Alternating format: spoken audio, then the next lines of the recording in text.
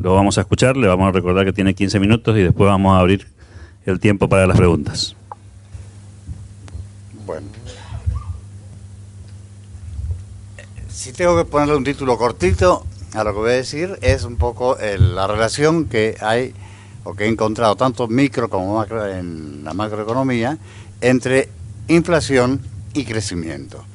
O sea que van a ser dos aspectos. Vamos a empezar por el de la micro, hablando un poco de el perjuicio del no ajuste de los balances y las consecuencias que trae en la economía.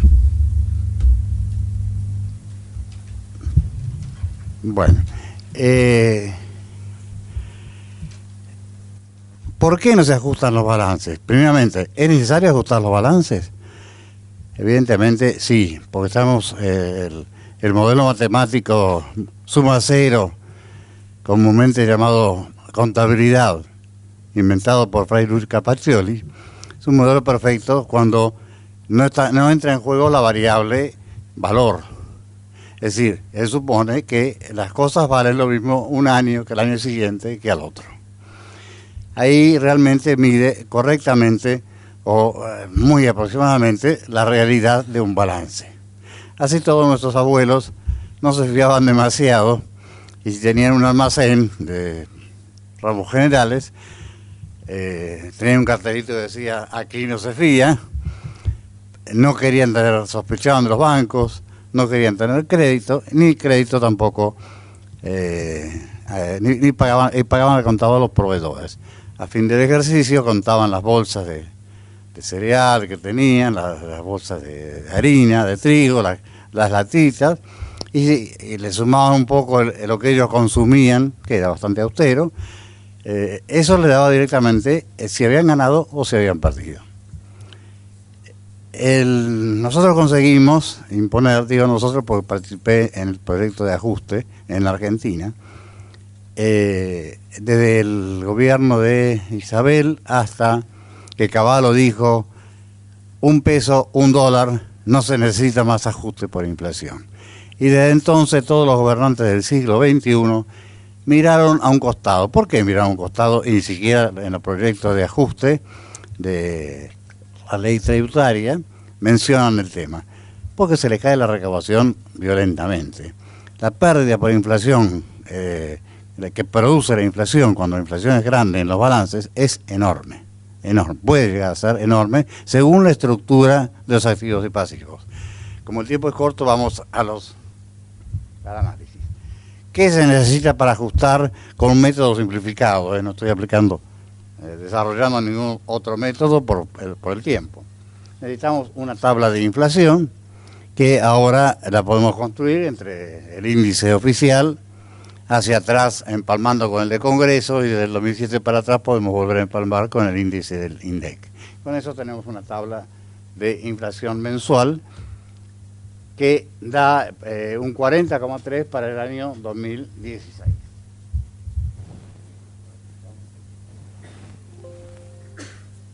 A ver.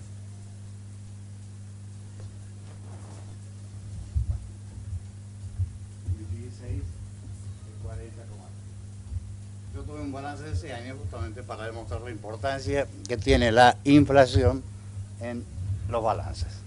¿Qué necesitamos? Una tabla de inflación. El balance nominal o legal al principio del ejercicio, el balance final en pesos nominales, que son los que firman los contadores. Que dicho sea de paso, lo que están firmando son balances falsos, porque no dicen la verdad. ¿Qué pasó acá? Ahí está. El cuadro de resultados también en pesos legal, que da 468 millones de pesos de utilidad neta de impuestos. Si impuestos directos calculé un 40%, 468. Un cuadro patrimonial en donde se ve que, sumada al patrimonio inicial, las utilidades restadas las reservas y los honorarios de directorio, tuvo que hacer a pesar de la alta utilidad, esta empresa, es un caso real, yo le desfiguré un poco las cifras por razones profesionales. Un aporte de nuevo capital de 200 millones. O sea que queda un patrimonio final en pesos de fin de año de 200 y pico de millones. Un cuadro de activo fijo inicial y otro final con las amortizaciones del último ejercicio. Esta empresa entonces había ganado 780 millones, menos 312 de impuestos directos, quedaron 468 millones. Tiene un activo corriente neto, es decir, activo corriente, estoy poniendo disponibilidades, créditos y bienes de cambio. El bien de cambio tiene un tratamiento un poquito distinto, pero acá lo unifiqué, la diferencia es poca, y le resté el pasivo a terceros para llegar al objetivo que pretendo.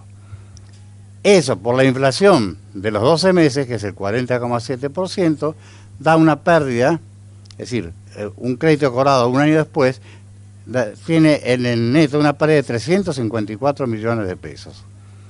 Las amortizaciones, que es el otro rubro importante, se ven afectadas por la subvaluación desde el momento promedio ponderado del origen, que en este caso, por simplicidad, tomé la relación de amortizaciones del último ejercicio sobre el total de amortizaciones y me da 2 años y medio. En 2 años y medio hubo un 100%, 100,6% de inflación. O sea que eso causa otros 124 millones de pesos de pérdida, de deterioro de este balance. En resumen, de los 780 millones quedaron, en realidad fueron 10 millones negativos. Y esta empresa pagó un 40%, o el gobierno le exige un 40%, 312 millones de impuestos. Es decir, que el impuesto a las ganancias pasa a ser un impuesto al patrimonio, porque no lo puede sacar de las ganancias que no hubo. Todo esto es nube de humo, nube de polvo. Los 10 millones entonces es una extracción del patrimonio original de la empresa.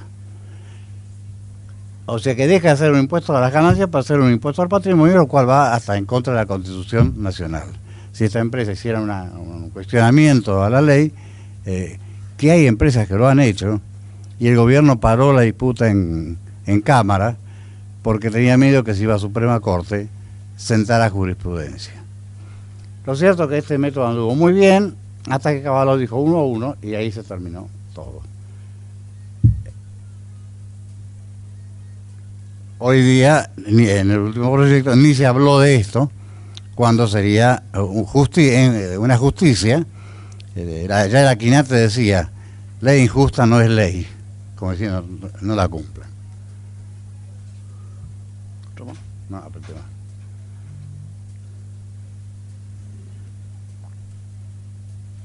Hay remedios legales e ilegales para defenderse en este momento de esta situación. Los ilegales se los imaginan.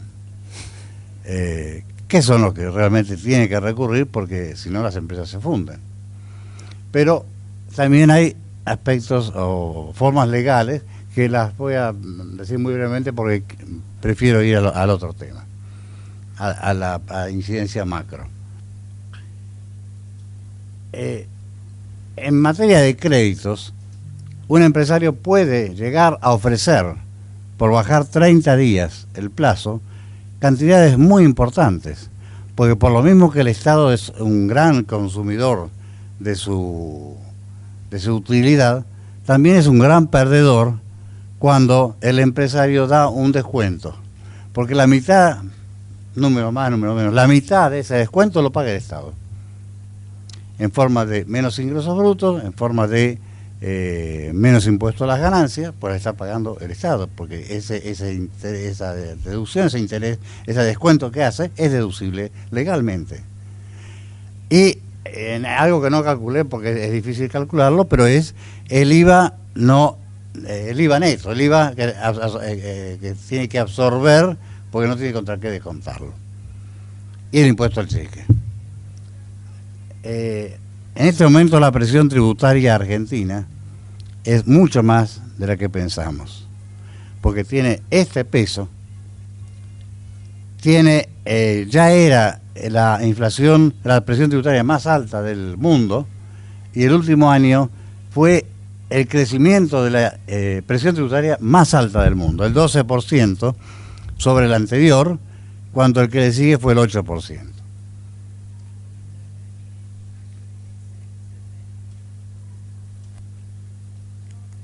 Siempre retomar. Bueno, acá hay un ejemplo, no quiero hacerle perder más tiempo, pero es para demostrar cómo puede ofrecer buenas tasas tentadoras, y lo mismo en proveedores, pero al revés, es decir, ofrecer pagar más tarde a los proveedores cuando el Estado se hace cargo de la mitad de ese precio, de ese costo. Vamos entonces a la parte incidencia macro. Se me ocurrió hacer no un corte vertical, no un corte horizontal, es decir, tomar 1, 2, 3, 4 países y analizar la implicancia que tiene la inflación en el crecimiento, sino basándome en los datos del Banco Mundial. Tomé para el año 16, y mientras estaba haciendo el desarrollo, aparecieron los datos del año 2017, y correlacioné la tasa de inflación de cada país, son 150 países que tomé la correlación, respecto a los 240 que hay en el mundo. Eliminé los más chicos porque sería un empaste el gráfico, y los dividí en desarrollados, de 36, 37 mil dólares año per cápita, y lo correlacioné con la tasa de crecimiento del PBI per cápita de ese mismo país, en el año 16 y en el año 2017. En dos gráficos, es decir, los desarrollados, que tomé la base que acabo de decir, y el resto. Vamos a empezar por los desarrollados, por simplicidad. En el año 16, por mínimos cuadrados, me da esta tendencia, ahí marcada,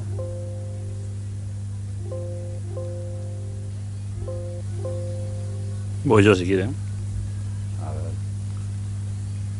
vamos a ir por acá, Ahí. Esta tendencia está aquí marcada, acá está marcada la tasa de, la tasa de inflación, el porcentaje, y así se ordenaba, y el porcentaje de crecimiento del PBI per cápita.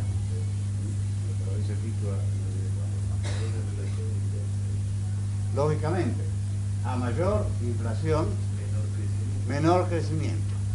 En esta, la tangente, o sea, la gradiente, me da cuántos puntos, directamente, cuántos puntos de crecimiento yo gano por cada un punto de inflación que pierdo. En el año 16 creo que fue 1,9. Y en el año 16 bajó a 1,7 o a 1,6.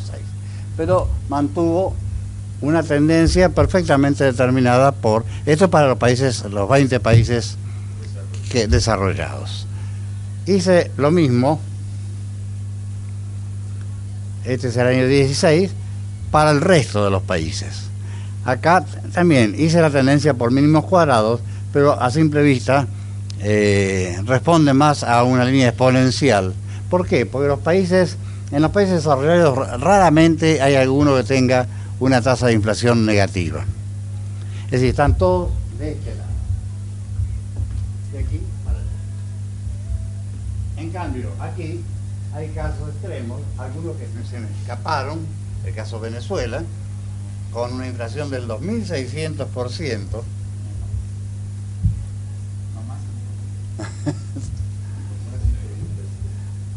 Sí, no, 2 años fue, este año esperan otros 2.600, el año pasado 2.600 y anterior 800%.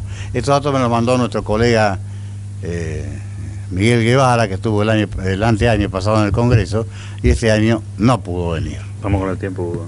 Ah, bueno. No, si quiere redondear. Ah, bueno. Lo vamos a las preguntas. Bueno, cómo no. Ahí habría que hacer tal vez una doble línea. Pero, lógicamente, la tendencia de mínimos cuadrados hace esto por la incidencia de los negativos. Pero si yo hiciera, trazar una línea desde aquí para acá y sacar a mínimos cuadrados, daría una situación muy parecida a la de los países desarrollados. la gradiente sería muy, muy parecida. Lo cual avala el pensamiento ya hace muchos años de algunos democristianos que vieron esto, lo vieron en los congresos de Alemania, cuando todos los gobiernos son democristianos, que estaban aplicando, en el fondo estaban aplicando economía austríaca. Y vieron que era posible aplicarla en América con éxito. Y creo que lo lograron, tanto Pepe Figueres, padre en Costa Rica, como Eduardo Frei Montalva, padre en Chile.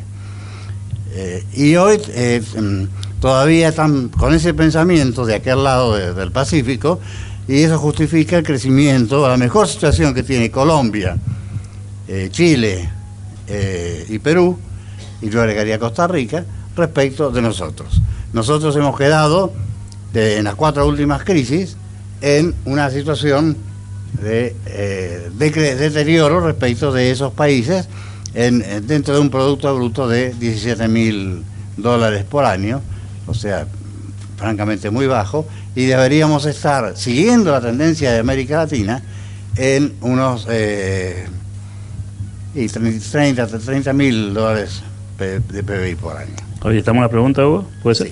Sí. Bueno, en el fondo, para redondear, todo problema económico es, antes que económico, un problema antropológico. Yo no creo que el enemigo de la economía austríaca hoy sea el keynesianismo, como bien nos anticipó y nos ayudó Caverton en la exposición anterior. El gran enemigo es el populismo, en todas sus fases, en todas sus caretas que se pone, desde el marxismo para adelante, todas. Ese es el gran enemigo. Son los sindicatos con sindicalistas multimillonarios, son los que dirigen el pueblo, o los que son elegidos por el pueblo con altísimos sueldos, que no pagan impuestos, ni retenciones ni impuestos a las ganancias. Esa es una vergüenza y hace a un problema moral y antropológico de comportamiento de la acción humana. ¿Preguntas? Preguntas. ¿Allí? A ver si llegamos con el micrófono. Después voy con César. Ahí está. Muy bien, Hugo, te felicito por tu excelente exposición. Una pregunta, en Lima, Perú, sí, hay un debate sobre los costos salariales, ¿no? Por ejemplo, la empresa le tiene que pagar un aguinaldo por Navidad, un aguinaldo por fiestas patrias, vacaciones y bueno, uno más que es compensación por tiempo de servicio. Son como 4 sueldos que tiene que pagar. Aquí en Argentina, tema que tú debes dominar, ¿cómo hay un tema de costo salarial? Sí, el peso de la carga salarial es una de las más grandes del mundo, está arriba del 50%, incluye un aguinaldo que se paga, antes se pagaba anualmente, ahora se paga semestralmente, y aparecen los aportes sindicales, aunque no estés afiliado al sindicato, en fin, un montón de situaciones contra las cuales los gobiernos no se animan a tocarlo.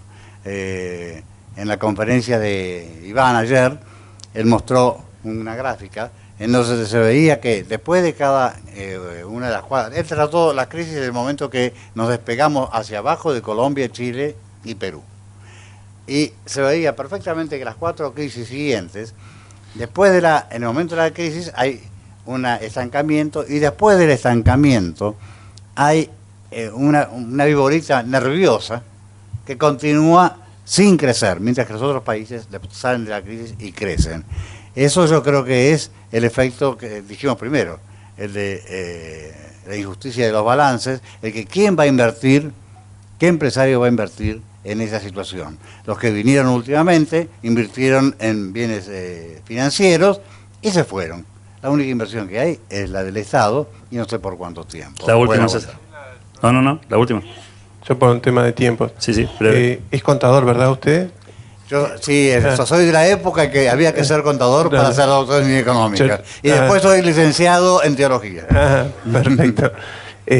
La verdad que me parece muy bueno su aporte, y ojalá que la mayoría de los contadores sigan estos caminos como para tratar de defender por lo menos el ajuste por inflación, porque es una distorsión enorme. Respecto de el aporte, a mí me parece importante para la escuela austríaca también, como un complemento extra a lo que la escuela austríaca ha desarrollado ya, de que el tema de, más allá de Friedman, por supuesto, yo me tomo el atrevimiento de recomendar el libro de Adrián Rabier, En busca del pleno empleo, donde él desarrolla esto excelente.